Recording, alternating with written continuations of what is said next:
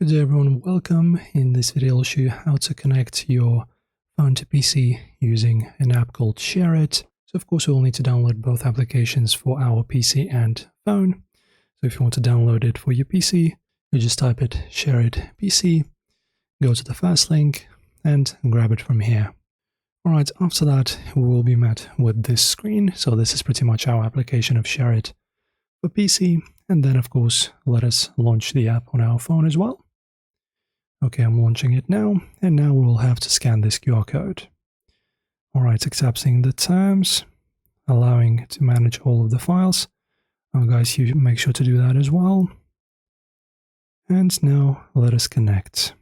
Now press on the plus and press on connect to PC. Allow to use the camera and scan the QR code. And now as you can see, nothing happens, but I will connect now. It's connecting to Shareit to my PC. Okay guys, so I am connected now. As you can see, my phone is connected, and now you can easily share your files. So enjoy. If this helped you out, like and subscribe, and I'll see you in the next one.